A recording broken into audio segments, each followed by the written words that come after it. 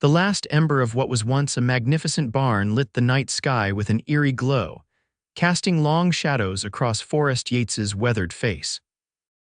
He stood motionless, his boots planted firmly in the dust that had once been his father's land, watching years of work dissolve into ash before his eyes. The crackling of the flames was the only sound that broke the heavy silence of the Montana wilderness, until the soft crunch of footsteps approached from behind. Smoke stung his eyes, but Forrest refused to wipe away the tears that mingled with the sweat on his cheeks. His entire livelihood, the horses, the hay, the tools, all gone in a matter of hours.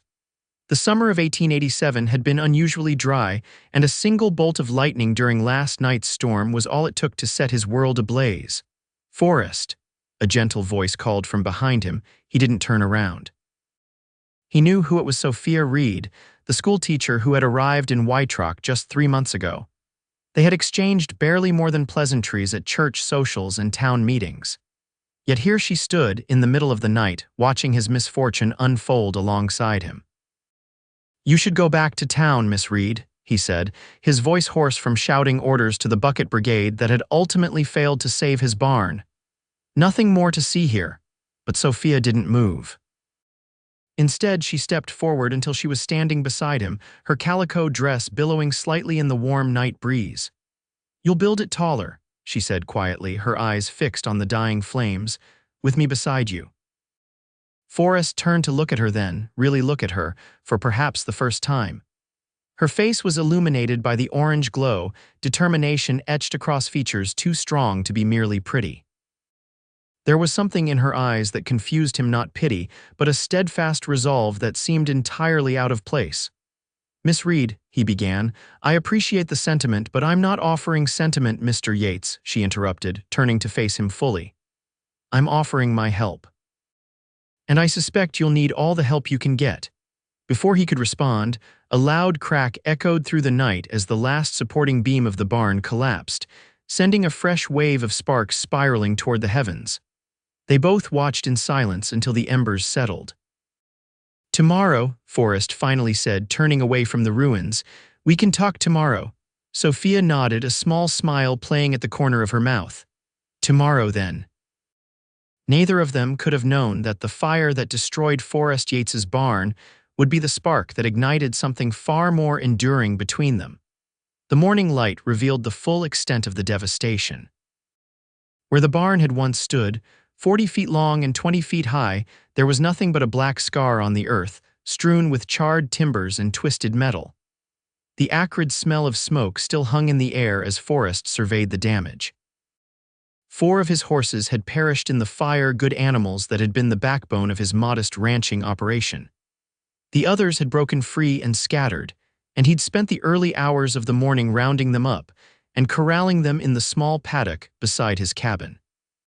He was securing the last of the fence posts when he heard the approaching wagon.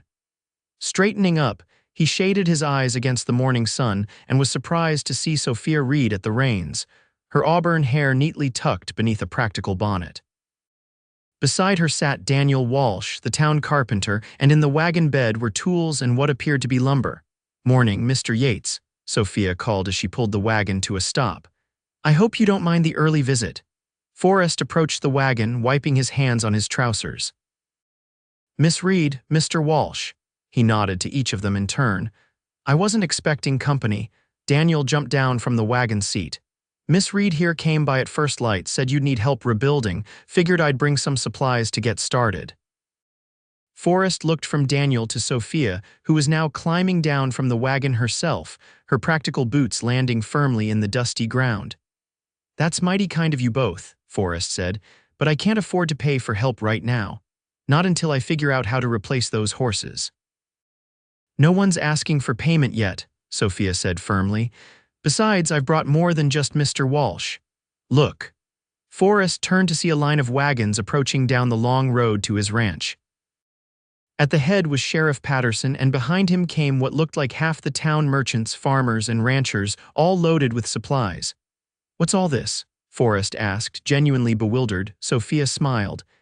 "This is Wytrock, Mr. Yates. We take care of our own." But I've hardly been social since, he stopped, unwilling to mention his wife's death even 3 years later. Since Mary passed, Sophia finished softly. We know, but you've never turned away anyone in need. You've helped with every barn raising and house building since you came to this valley. Did you think people wouldn't remember? The convoy of wagons arrived, and soon the yard was filled with people unloading lumber, nails, tools, and food. Sheriff Patterson approached, extending his hand. Heard about the fire from Jimmy Wilson. He saw the smoke from his place and rode into town. Miss Reed here organized this whole operation before sunrise. Forrest shook the sheriff's hand at a loss for words. He glanced at Sophia, who was already directing people where to place supplies. I don't know what to say, he admitted. Don't need to say anything, Sheriff Patterson replied. Just tell us where you want this new barn of yours. By midday, the foundation was marked out larger than the original barn had been. Men worked in teams, clearing away debris and beginning to set posts. Women had set up tables under the old cottonwood tree, laden with food and drink for the workers. Forrest found himself working alongside people he'd barely spoken to in years, exchanging stories and laughs as if they were old friends. And through it all, Sophia Reed moved between groups, organizing, encouraging, and occasionally rolling up her sleeves to help with the work herself. During a brief break, Forrest approached her as she was refilling water buckets at the well. Why are you doing this? He asked quietly, taking one of the heavy buckets from her hands. Sophia looked up at him, squinting slightly in the midday sun. At 30 years old, she was younger than Forrest's 38 years, but there was a wisdom in her eyes that belied her age. When I came to Wytrock, I was running from something, she admitted. I thought I wanted solitude, but what I found instead was a community. You're part of that community, Mr. Yates, whether you've realized it or not. Forrest, he said. If you're going to help build my barn, you might as well call me by my name, she smiled. Forrest then, and I'm Sophia. A call from the work site interrupted them, and Forrest returned to the task at hand. But throughout the afternoon, he found his eyes repeatedly drawn to Sophia as she moved among the workers, her sleeves rolled up and her face flushed with exertion. As the sun began to set, the framework of the new barn stood tall against the skyline, not complete, but a promising start.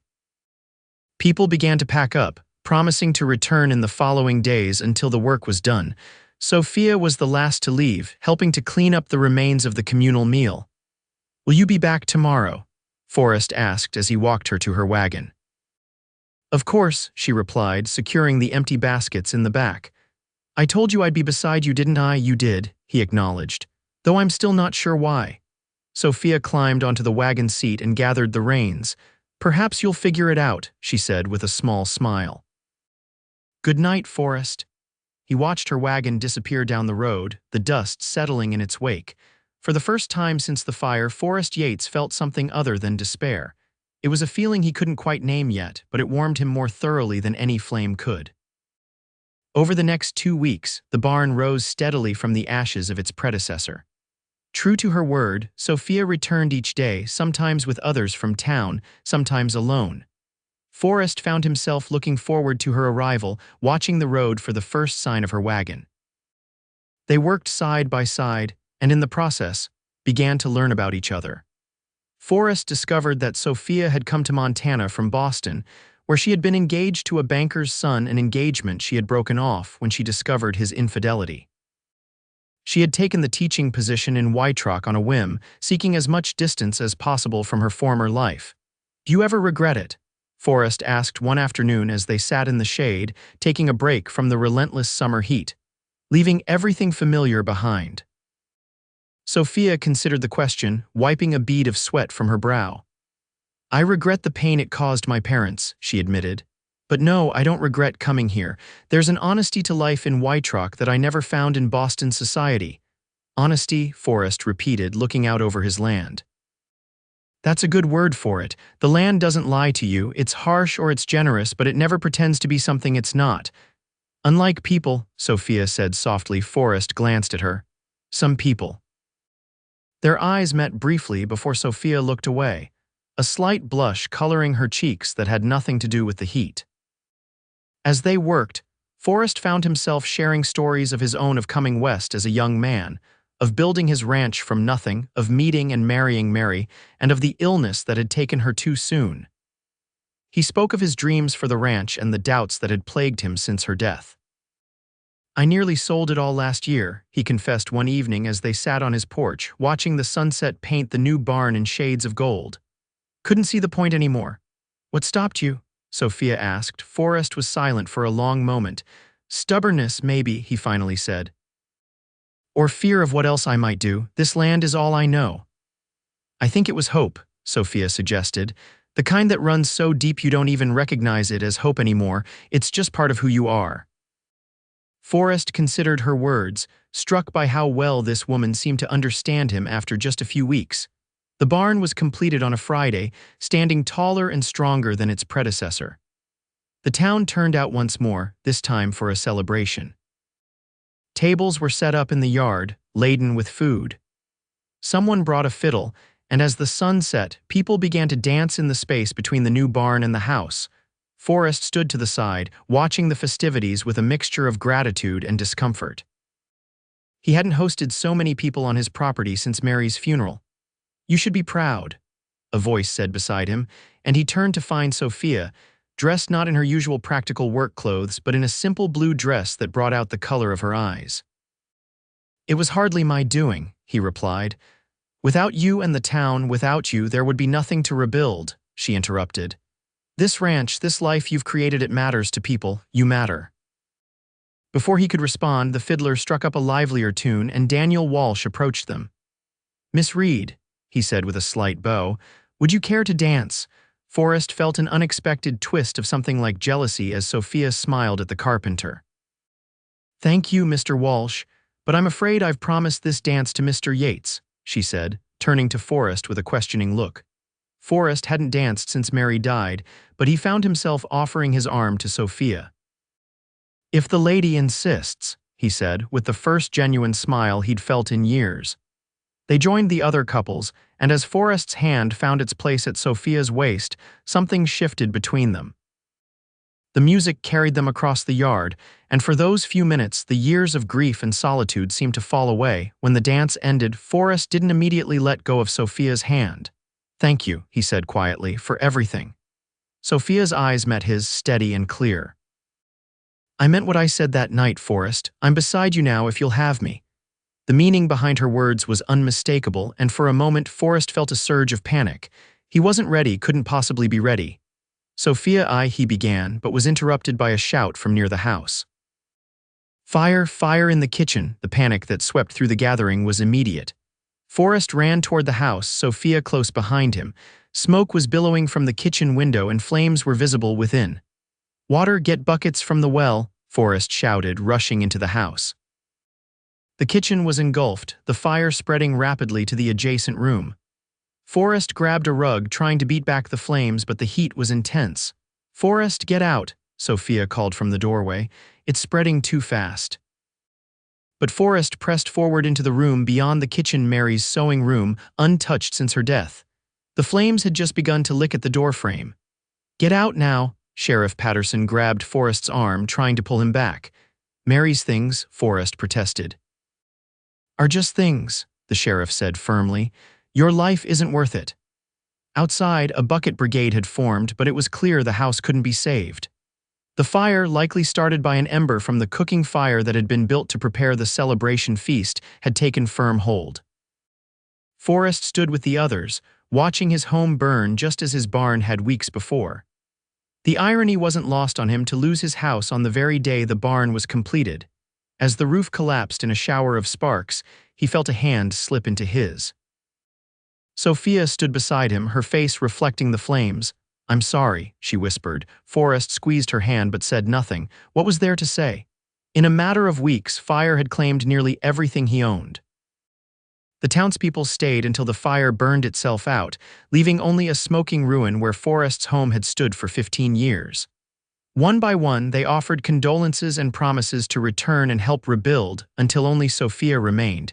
"You can stay in town," she offered. "Mrs. Hollister has a spare room she'd be happy to rent to you." Forrest shook his head. "I'll stay in the barn, it's dry and clean, and I need to be near the horses."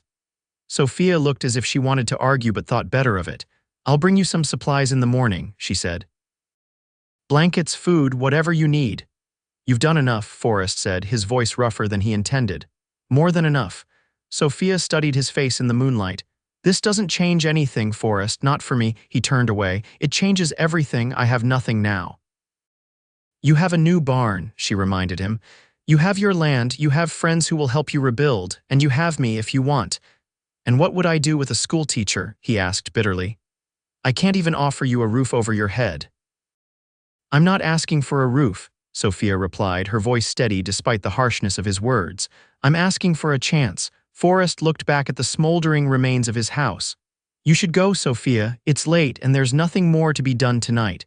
She hesitated, then nodded. "I'll be back tomorrow, Forrest Yates, whether you want me here or not."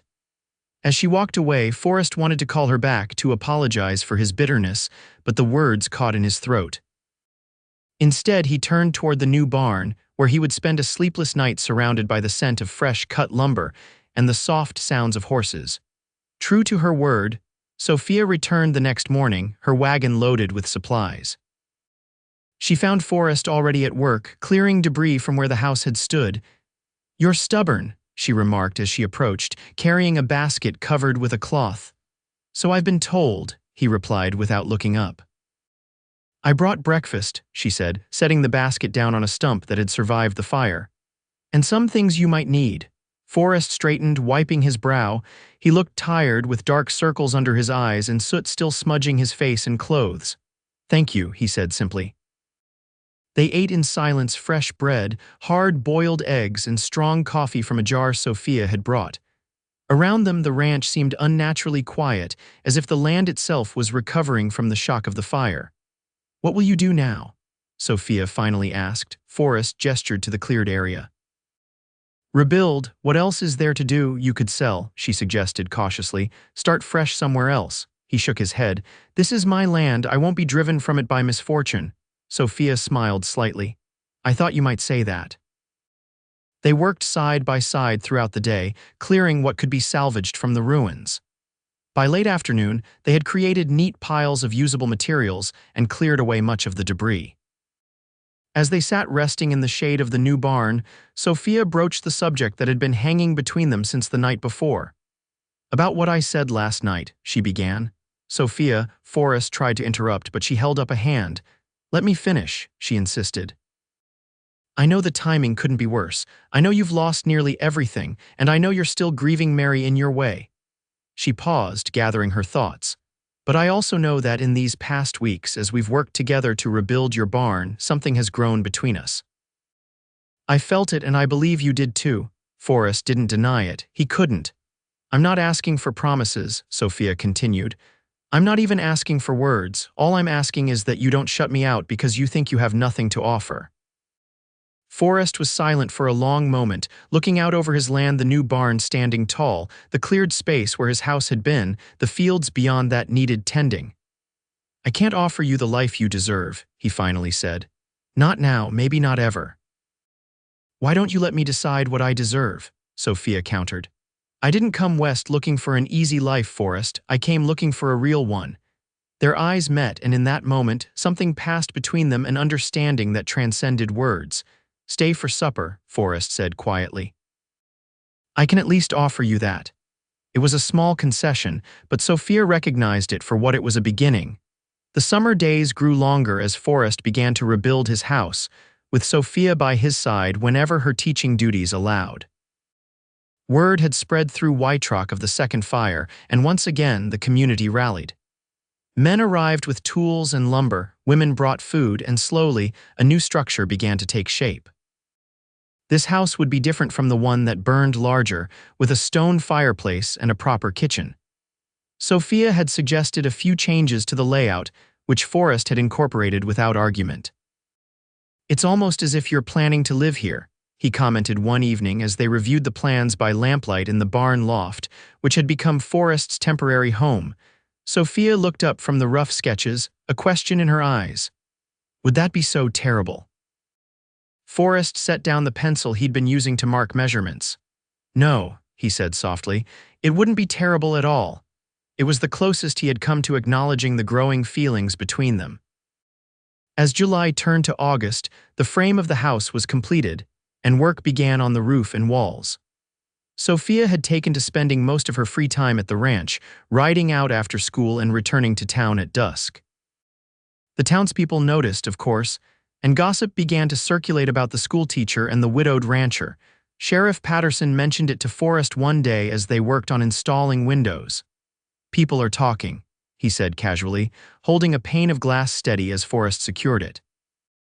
"People always talk," Forrest replied. "Doesn't make it their business," the sheriff chuckled. "True enough. But they're not saying anything bad, mind you. Most folks think it's about time you had some happiness in your life." Forrest didn't respond immediately, focusing on aligning the window frame perfectly. "She's a good woman, Sophia Reed," the sheriff continued.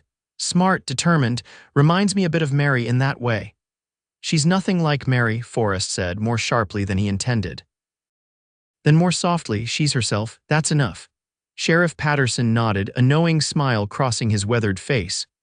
"Well, whatever's between you two, you have my blessing for what it's worth. Just don't wait too long to make it proper. A woman like that won't stay unattached forever." The thought of Sophia with someone else, perhaps Daniel Walsh, who had made his interest clear at the barn raising, created an uncomfortable knot in Forrest's chest. That evening, as Sophia prepared to return to town, Forrest walked her to her wagon. "You could stay," he said abruptly. "The house isn't finished, but the barn loft is comfortable enough." Sophia raised an eyebrow. "Are you proposing Mr. Yates?" Forrest felt his face grow warm.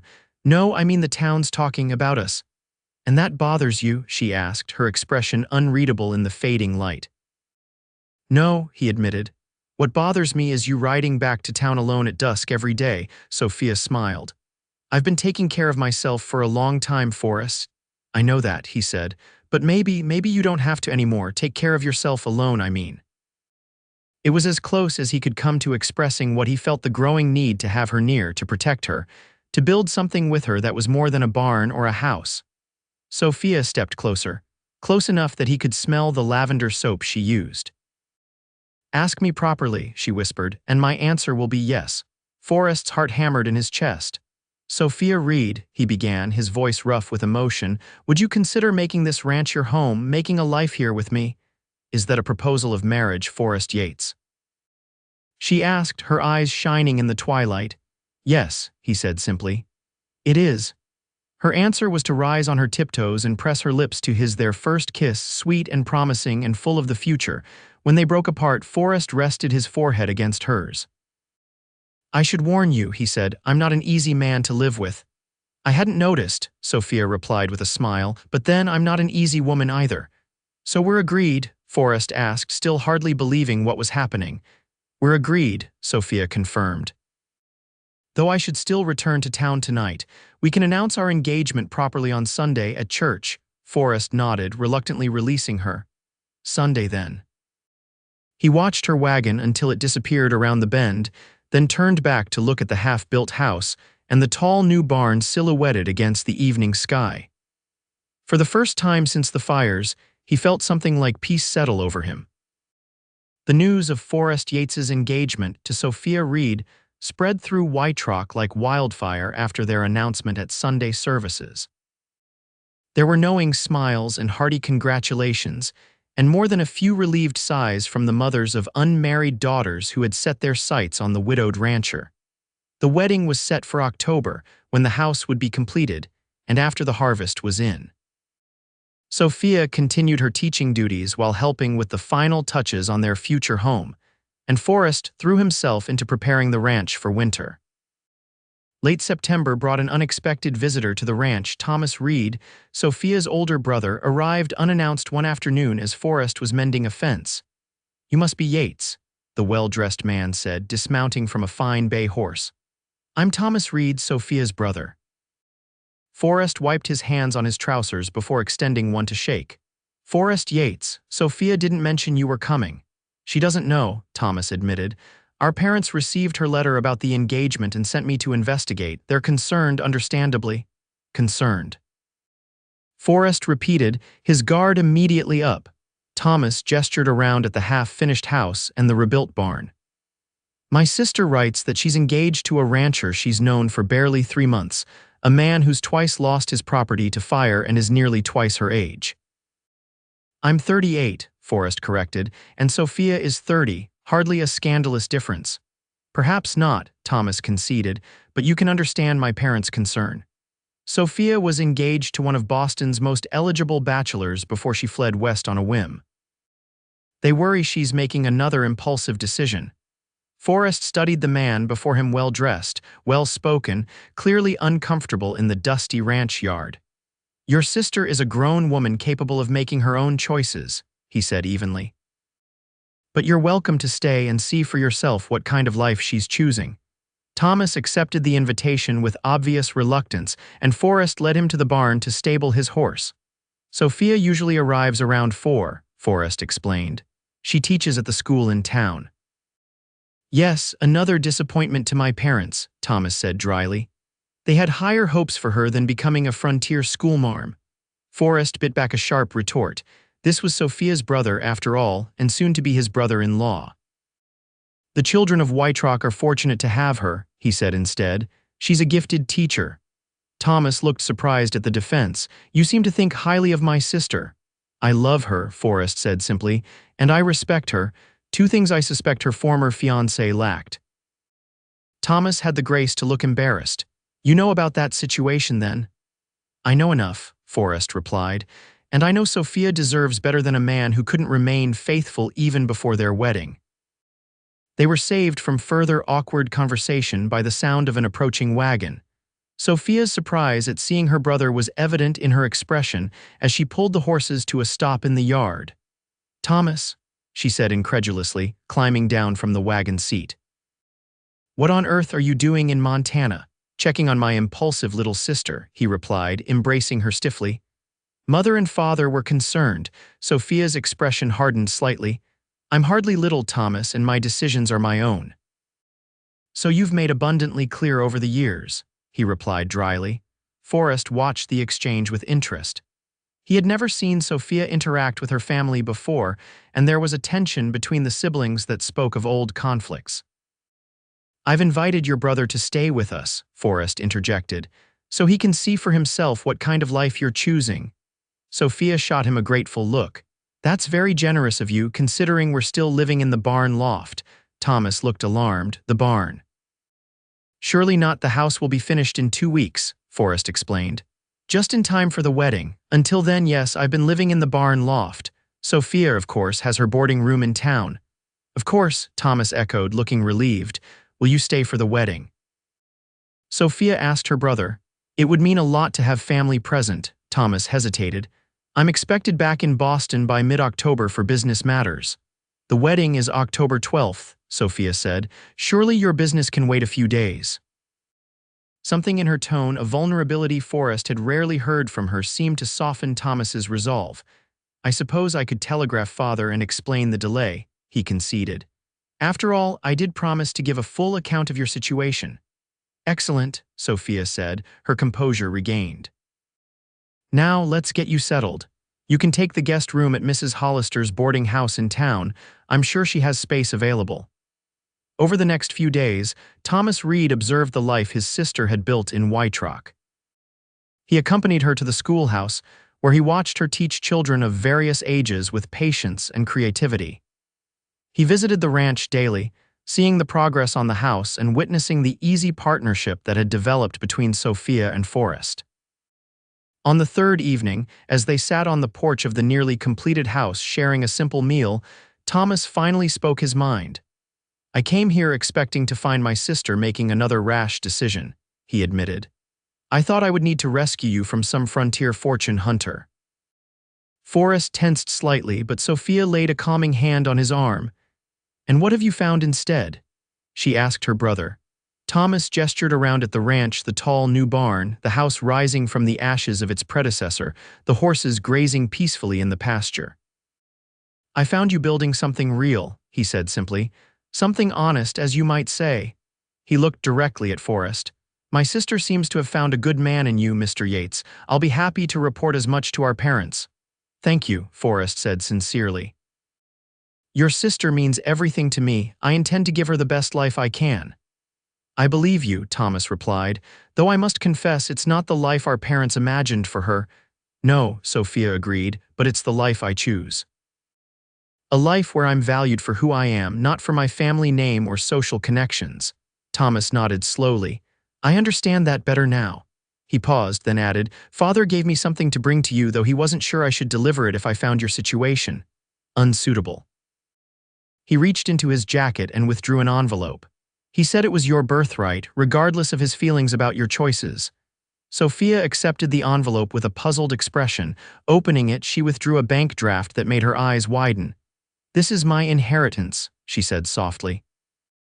"The money grandmother left me that was to be held until I turned 30 or married. Father said it's yours by right," Thomas explained, "though he hoped you might use it to return to Boston." Sophia handed the draft to Forrest. "Look at this," she said. "It's enough to buy a proper herd of cattle, to expand the ranch just as you've always wanted."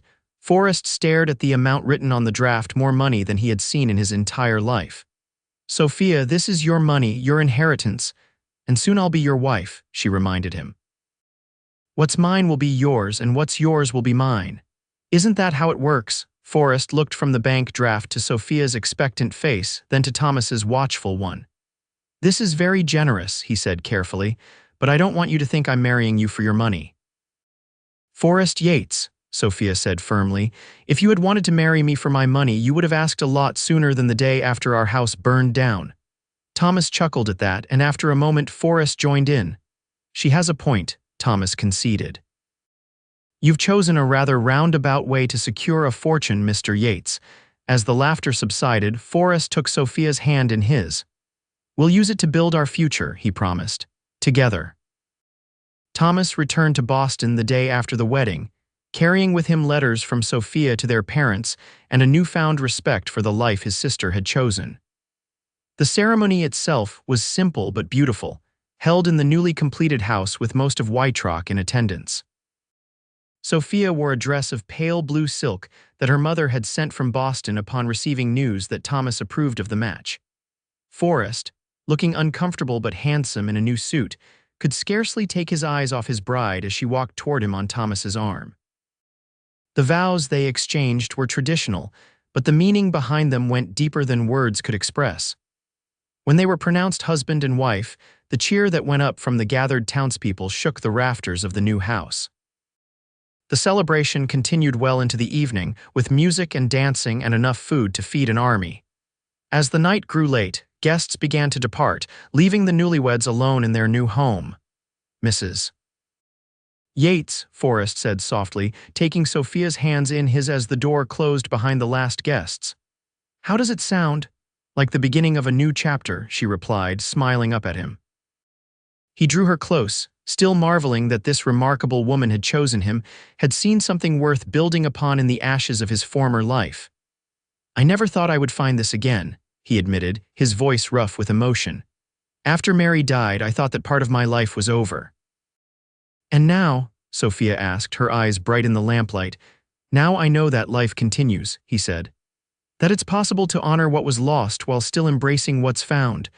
Sophia reached up to touch his face, tracing the lines that years of sun and hardship had etched there. "From the moment I saw you watching your barn burn," she said, "I knew there was something in you that couldn't be destroyed by fire."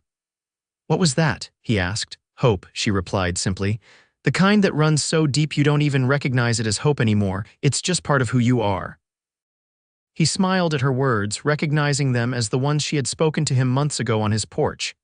"You were right," he acknowledged, "about that and about many things. Remember that," she teased, "for the years to come." The years that followed brought both joy and hardship to the Yates Ranch. Sophia's inheritance allowed them to expand, purchasing additional land and a fine herd of cattle. The ranch prospered under their joint stewardship, with Forrest managing the livestock and land while Sophia continued teaching in town and keeping the books for their growing operation. Their first child, a daughter they named Elizabeth, was born in the summer of 1889, almost 2 years after they met. She had Forrest's dark hair and Sophia's determined spirit, evident from her first cries. Thomas returned from Boston for the christening, bringing gifts from the grandparents who had yet to meet their granddaughter but who had gradually accepted their daughter's Western life. "They'll come for a visit next spring," Thomas promised as he prepared to depart. "Mother is already making plans." Sophia, cradling Elizabeth in her arms, exchanged a look with Forrest. "They'll be welcome," she said, "though I hope they're prepared for frontier living." "I've warned them," Thomas assured her with a smile. "Though I think Father is secretly looking forward to seeing the cattle operation he's been reading about in your letters." The visit from Sophia's parents the following spring was tense at first but gradually warmed as they saw the life their daughter had built. Mrs. Reed was especially captivated by her granddaughter, while Mr. Reed spent hours with Forrest discussing the ranch's operations and potential for growth. "You've done well by our daughter," Mr. Reed acknowledged on their final evening. "Better than we expected, I must admit." "It's Sophia who's done well by me," Forrest replied honestly. "She saw possibility where I saw only loss." The years rolled by, marked by the seasons of ranching life, calving in spring, branding in early summer, haying in late summer, and preparing for winter in the fall. Elizabeth was joined by a brother, James, in 1891, and another sister, Catherine, in 1894. The house that had risen from the ashes of the fire expanded to accommodate the growing family, with Forrest adding a wing for the children and a proper study for Sophia to prepare her lessons. Sophia continued teaching until Catherine's birth, when she reluctantly gave up her position at the school to focus on their growing ranch and family. But she never lost her love of education, and the Yates children grew up surrounded by books and learning. The tall barn that the town had helped build became the center of ranch operations, housing not only horses but also equipment for the expanding cattle business. Forrest often found himself pausing in its doorway, remembering the night it all began, the night he watched his old barn burn to the ground, and a determined schoolteacher promised to help him build taller. In 1897, 10 years after that fateful night, Forrest and Sophia stood together on the porch of their home, watching as Elizabeth helped her younger siblings collect eggs from the chicken coop. "Do you ever think about how different our lives might have been?" Sophia asked, leaning against her husband's solid frame. "If lightning hadn't struck your barn that night," Forrest considered the question, his arm wrapped around his wife's shoulders. "I think about it sometimes," he admitted. "But then I remember what you told me once, that there was something in me that couldn't be destroyed by fire." "Hope," Sophia said softly. "Hope," he agreed, "and maybe it took losing everything to make room for something better." They stood in comfortable silence, watching their children's laughter carry across the yard. The ranch had grown prosperous over the decade, with Yates cattle now recognized throughout the territory for their quality. The house had expanded along with their family, and the tall barn stood as a testament to community and new beginnings. "We built it taller," Forrest said, his voice low with emotion as he looked out over their land. "Everything, the barn, the house, our life together." "We did," Sophia agreed, reaching up to touch his face, now lined with 10 years of shared joys and sorrows. "Together." As the setting sun cast long shadows across the ranch, Forrest Yates reflected on the strange twist of fate that had brought him to this moment. A devastating fire that should have broken him had instead led him to the greatest blessing of his life. In the ashes of what was lost, he had found something infinitely more precious, a love that could withstand any flame, a family that brought meaning to his days, and a future brighter than any he could have imagined. "I love you, Sophia Reed Yates," he said simply, turning to face the woman who had stood beside him through it all. "And I love you, Forrest Yates," she replied, rising on her tiptoes to kiss him as their children's laughter echoed across the yard. Through fire and rebuilding, through all the years to come. As the first stars appeared in the darkening sky, they turned together toward the house they had built taller, stronger, and filled with more love than either had dared to dream possible on that night 10 years before, when a barn burned and a promise was made.